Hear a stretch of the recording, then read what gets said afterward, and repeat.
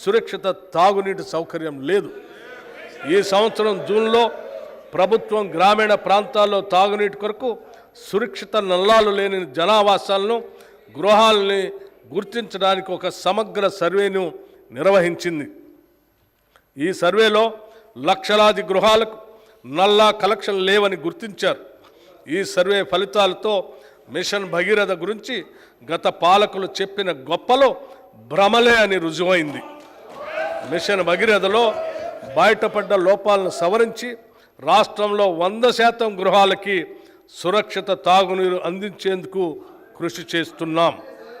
మా ప్రభుత్వం ఏర్పాటు తర్వాత తాగునీటి సమస్యను ఎదుర్కోవటానికి పలు ముందస్తు చర్యలు చేపట్టింది. ఈ ఏడాది ఫిబ్రవరిలోనే వేసవి తీవ్రతను పసిగట్టి ప్రత్యేక అభివృద్ధి నిధి నుండి, గ్రామ పంచాయతీ నిధి నుండి మరియు 15వ ఆర్థిక సంఘం కేటాయింపుల నుండి తగినంత మొత్తాన్ని సేకరించి తాగునీటి ఎద్దడిని సమర్థవంతంగా పరిష్కరించగలిగాం. కర్ణాటక రాష్ట్రాన్ని సంప్రదించి నారాయణపూర్ డ్యామ్ నుండి 2 టీఎంసీల నీటిని రాబట్టుకోగలిగాం.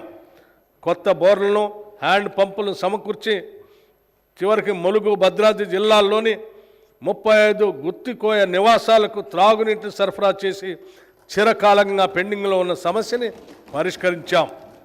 నీటి వసతులకు సంబంధించిన వివిధ నిర్మాణాల నిర్వహణ మరియు మరమ్మతులను గ్రామ పంచాయతీల పరిధిలోకి తీసుకురావాలని నిర్ణయించాం. భవిష్యత్తులో అన్ని గ్రామాల ప్రజలకు నల్లాల ద్వారా రక్షిత మంచినీటి సదుపాయం కల్పించడం, గ్రామ స్థాయిలో అన్ని ఇళ్లకు, పాఠశాలలకు, అంగన్వాడీ కేంద్రాలకు, ఇతర ప్రభుత్వ కేంద్రాలకు తాగునీటిని అందించడం మా ప్రభుత్వ లక్ష్యం. ఇందిరా మహిళా శక్తి పథకం మహిళలు సాధించిన ప్రగతే ఆ సమాజ ప్రగతికి కొలమానంగా నేను భావిస్తాను. I measure the progress of the community by the degree of progress which women have achieved. Doctor BR Ambedkar గారు చెప్పినటువంటి ఈ మాటల్ని తెలంగాణ ప్రభుత్వం 63 లక్షల మహిళలను విజయవంతమైన వ్యాపార పారిశ్రామికవేత్తలుగా తీర్చిదిద్దే ధ్యేయంతో ఇందిరా మహిళా శక్తి పథకానికి రూపకల్పన చేసింది. స్త్రీ నిధి ఏర్పాటు, బ్యాంకులతో అనుసంధానం అనే మార్గాల ద్వారా 1,00,000 కోట్ల రూపాయల ఆర్థిక సహాయాన్ని అందించి ఈ లక్ష్యం సాధిస్తాం. ఈ పథకం ద్వారా మహిళలకు ఆసక్తి ఉన్న రంగాల్లో వృత్తి నైపుణ్య శిక్షణ ఇప్పించడంతో పాటు బ్రాండింగ్, మార్కెటింగ్లో మెలకువలు పెంపొందించే విధంగా సౌకర్యాలు కల్పిస్తాం. మహిళా ఔత్సాహిక పారిశ్రామికవేత్తల కోసం ఉమ్మడి ప్రాసెసింగ్ కేంద్రాలతో పాటు ప్రతి శాసనసభ నియోజకవర్గానికి ఒక ప్రత్యేక చిన్న తరహా పారిశ్రామిక పార్కుని ఏర్పాటు చేస్తాం. ఈ పథకం ద్వారా ప్రభుత్వం ఏటా 5,000 గ్రామీణ సంఘాలకు, విఓస్కి, ప్రాంతీయ స్థాయి సమాఖ్యలకు లబ్ధి చేకూరే విధంగా కార్యాచరణ చేపట్టి రాబోయే 5 సంవత్సరాల్లో 25,000 సంస్థలకు విస్తరింపచేయడానికి కృషి చేస్తాం. దీనితో పాటు ఇందిరా మహిళా శక్తి పథకంలో భాగంగా రుణ బీమా పథకాన్ని ఈ సంవత్సరం మార్చి నెలలో ప్రభుత్వం ప్రవేశపెట్టింది.